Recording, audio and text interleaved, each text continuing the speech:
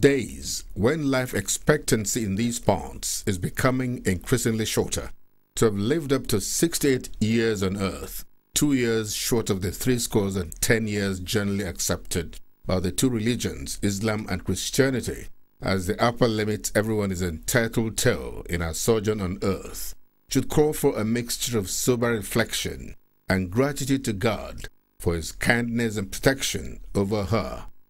That's the story of Mrs. Afolabi, who has been described in glowing terms by all those who have had close relationship with her during her lifetime.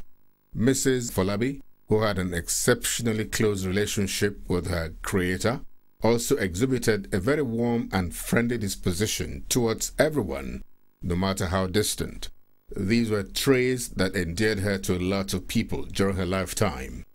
The eldest of Mrs. Afolabi's children and her stunning look-alike, Mrs. Yetunde Ogbemudia, who has been married to former governor of Old Bendel State, Chief Samuel Ogbemudia, for about a quarter of a century now, and her other siblings, who are success stories in their different callings today, have completely imbibed the great attributes of their loving mother. Like their mother, they're all very accommodating and demonstrate true solidarity and love towards all their friends. No wonder the City Hall in central Lagos, which was venue for the grand finale of the funeral rites of their mother, was filled beyond capacity by a large assemblage of their friends, associates, colleagues, and family members who have come to support them as they gave a final bye-bye to their caring mother. The first segment of the ceremony was a special prayers offered for the repose of the soul of Mrs. Afolabi by the Muslim clerics, who took turns to talk about the good deeds of the great philanthropist and humanist. They eulogized her tenacious devotion to her Muslim faith and love for mankind. They concluded that if her exemplary deeds that touched many lives positively are a yardstick to judge what becomes of her in the life hereafter, they had no doubt in their minds that Mrs. Afolabi is already resting in the bosom of Allah, the most merciful and benevolent, as we speak. The session, which was short-lived, ended with special prayers for the children of the deceased and other family members.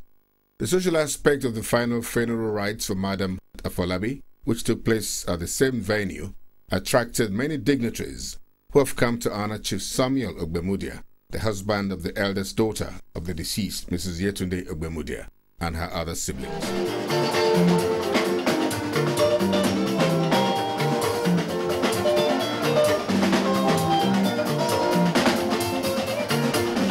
Of course, anytime the name Samuel Ogbemudia is mentioned, the echoes of the single-minded, steadfast, and selfless service he rendered when he had the singular privilege of serving his fatherland as governor of Bendel State, now Edo and Delta States, still reverberate with a lot of encomiums, accolades, and praises.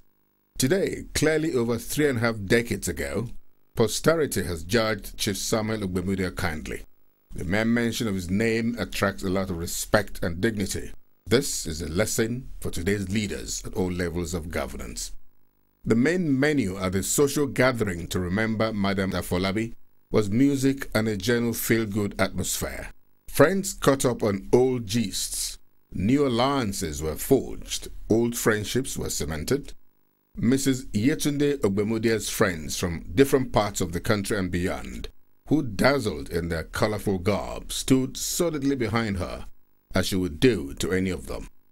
Gospel music crooner Yinka Yefele, who's usually upping his game, again magnetized the audience with his pulsating rhythm as the guests gyrated energetically to it in different styles.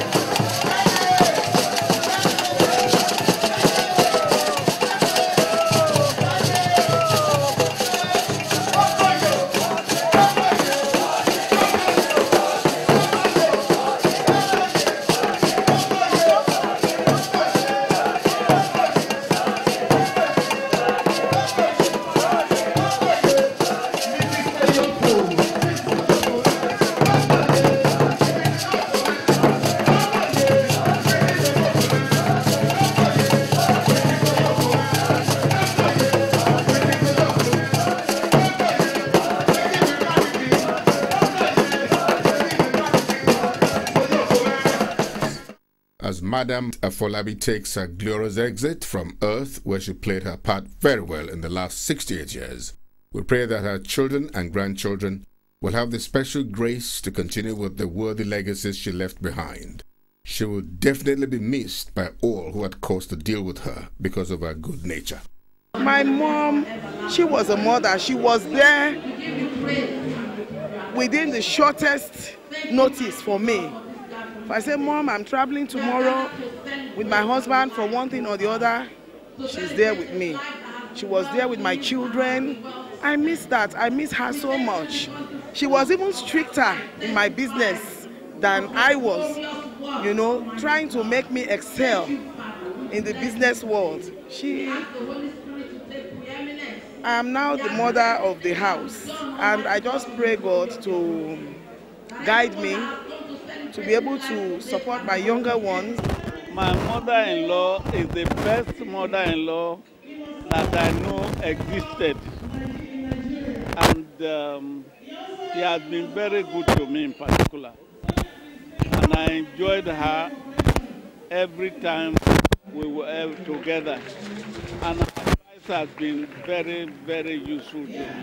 We heartily congratulate all Madam Afolabi's children for successfully sending their mother home in grand style. Our prayer is that you all shall even be greater and live much longer than your mother. Ogbemudia'S.